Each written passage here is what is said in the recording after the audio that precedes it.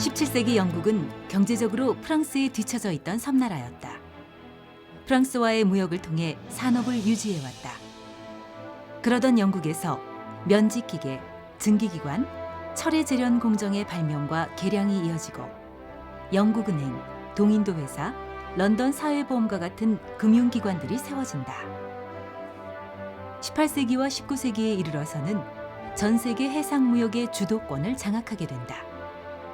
한때 유럽에서 뒤처진 나라 중에 하나였던 영국을 이렇게 부강하게 만든 숨은 주역이 있었다. 17세기 네덜란드는 매우 열악한 자연 환경을 가지고 있었다. 또한 오랜 전쟁으로 재정난과 국민의 생활고 등 국가적 문제는 산재되어 있었다. 그러나 영국의 산업혁명 이전의 단계에서 네덜란드의 직물공업은 세계 최고의 수준이 되고 조선업 분야에서도 강세를 보였으며 단순히 경제적 차원에서뿐 아니라 신앙과 문화의 교류에서도 진일보를 이룬다. 네덜란드의 눈부신 발전 이면에 있던 숨은 주역. 과연 그들은 누구인가? 중세적 수공업이 지배적이었던 17, 18세기의 독일. 3년 종교 전쟁을 직접적으로 겪어 많은 국가의 기관 시설에 피해를 입는다. 개발과 발전이 필요했던 독일에는 자본력과 기술을 가진 전문인과 산업인이 절실히 필요했다.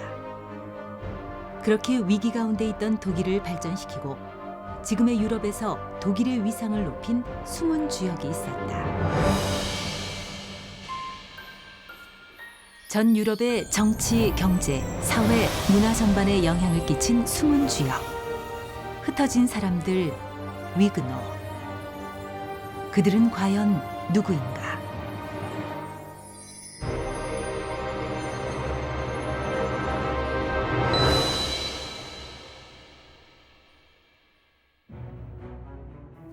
과거 로마 제국이 닦아놓은 도로를 따라 초대교회의 복음을 가진 기독교는 급속히 전파됐다.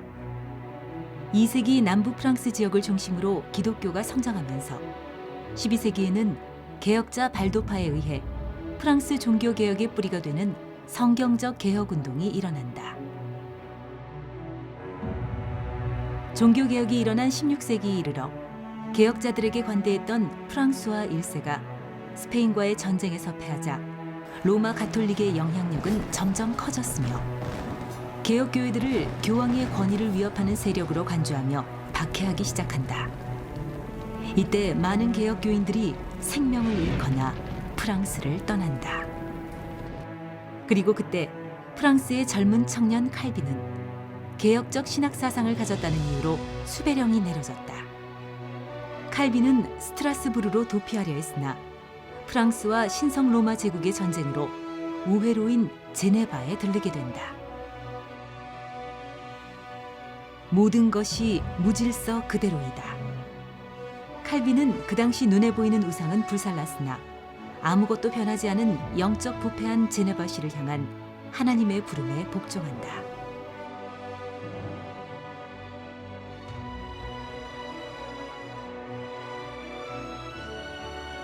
칼빈은 그곳에서 개혁된 복음의 사상을 바탕으로 올바른 교회를 세우기 시작한다.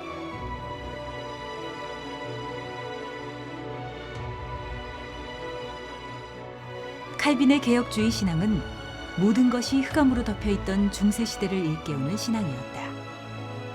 중세시대는 참된 인생의 근본적 목적이 혼란한 시대였다. 수직적 직업관, 언제나 한계와 범위가 있는 개인의 경제력, 구분되어 차별받는 직업, 규제 없는 도시의 상업화로 양산되는 도시 빈민, 봉건주의 해체로 인한 농업계층의 불안정화, 질병과 재난으로 인한 평민층의 극빈민층으로의 전락. 이러한 위기 속에서 칼빈은 직업과 경제의 근본적인 개념을 재정립했다. 성직은 거룩한 일, 세상의 일은 보통 일이라는 이분법적인 시각이 아니라 모든 합법적 직업에는 하나님의 소명이 담겨 있음을 가르쳤다. 인간은 누구든지 자신에게 맡겨진 일을 충실히 함으로써 하나님께 영광을 돌리도록 하였다. 돈 그 자체는 신앙의 대적이 아니다. 인간이 돈을 섬기는 것이 죄라는 것이다.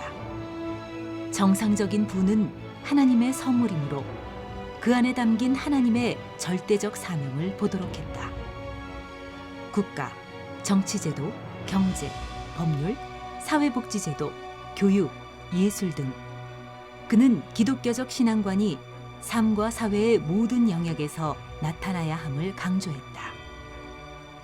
칼빈의 사역은 참복음을 회복함과 더불어 회복된 참복음으로 세상을 개혁하는 것이었다. 그에 의해서 개혁된 복음 사상으로 양성된 목회자들은 유럽 전역에 파송되었다. 칼빈은 조국 프랑스에 100여 명의 목회자 제자들을 파송하였으며 그들이 지속적인 개혁 운동을 하길 원했다. 파송된 목회자들에 의해 1555년 2천여 명에 불과했던 개혁교인 수는 7년 후인 1562년에 이르러 프랑스 전체 인구의 11%에 해당하는 200만 명으로 성장한다.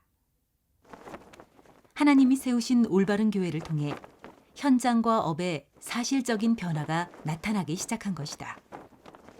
그 현장의 증인들이 바로 역사 속 숨겨진 자, 위그노이다.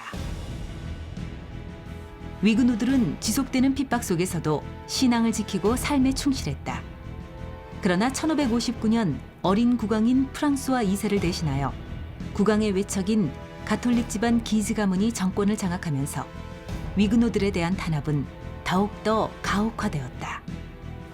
프랑스를 힘으로 뒤엎으려는 일부 위그노 소속 정치인들의 계획이 누설되면서 기즈 가문은 잔혹한 보복을 가했고 1562년 왕위가 교체되면서 기독교 제한적 용인 칙령이 반포되었으나 2달 만에 프랑스 동부 예배 장소가 습격당해 70명의 위그노들이 학살되는 사건이 일어난다. 위그노들은 박해를 벗어나야 한다는 명분을 내세워 군대를 일으키기로 결의하고 이로 인해 프랑스 종교 전쟁이 시작된다. 일명 위그노 전쟁이라고 하는 프랑스 종교 전쟁은 1562년부터 1598년까지 8차례나 반복된다.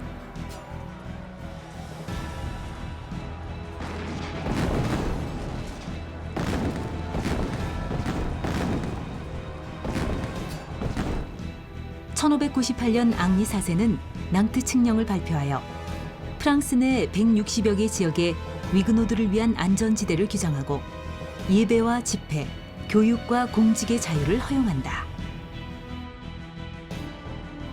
그러나 루이 14세가 왕위에 오르면서 하나의 왕, 하나의 법, 하나의 신앙에 입각해 위그노들은 대대적인 탄압에 시달린다.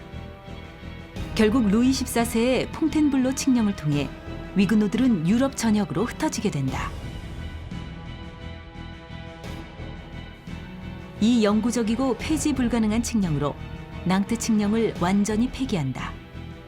자칭 개혁 종교 예배를 일절 금지한다. 영주들이 집에서 예배하는 것을 금지한다. 개종을 원하지 않는 자칭 개혁교회 목사들은 이 칙령이 공표되고 15일 이내에 왕국을 떠나야 한다. 떠나기 전에 설교하는 것은 금지한다. 자칭 개혁교도의 자녀들을 위한 학교 설립을 금지한다. 자칭 개혁교도의 아이들은 가톨릭 영세를 받아야 한다.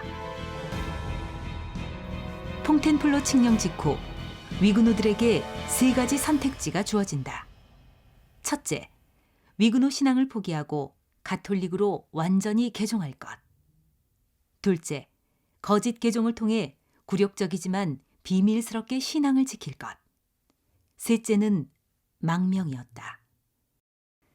망명은 위그노들의 신앙을 가장 안전하게 지킬 수 있는 방법이었다.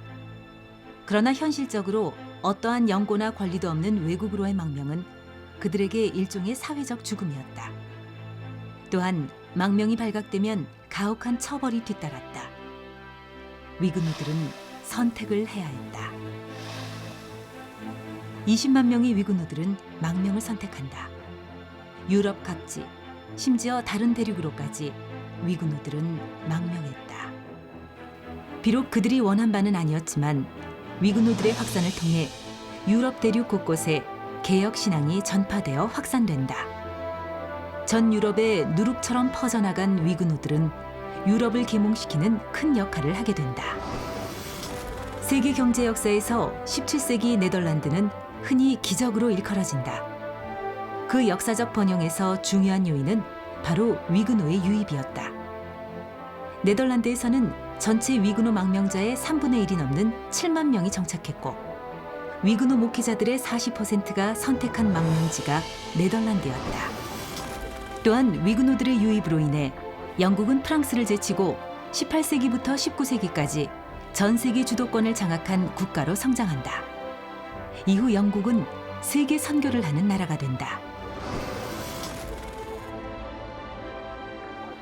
위근호의 확산은 가톨릭이 지배적인 유럽 곳곳에 개혁 신앙이 전파되고 확산되는 중요한 선교적 계기가 되었다. 위근호는 유럽의 근대화에 큰 영향을 주었으며 이는 세계복음화를 향한 절대적인 역사적 움직임이었다.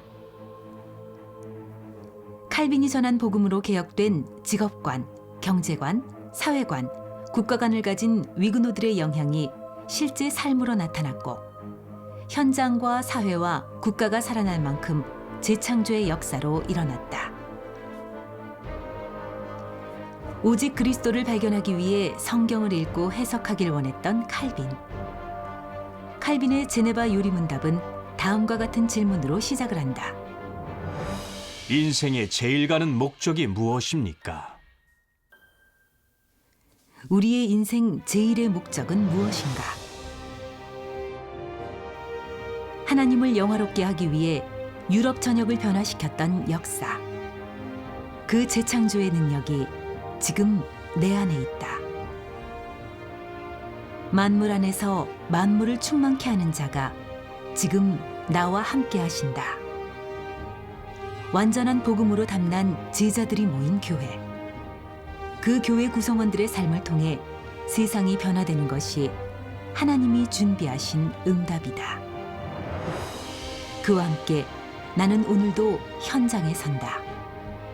보이지 않는 교회로, 현장에 흩어진 숨은 주역으로. 흩어진 우리의 걸음이 전도와 선교를 향한 역사적 움직임이라는 것을 확신한다. 지금 그리고 그곳에서 당신은 어떠한 교회로 있는가? 만물은 그 발 아래 복종하게 하시고 그를 만물 위의 교회의 머리로 주셨으니 교회는 그의 몸이니 만물 안에서 만물을 충만케 하시는 자의 충만이니라.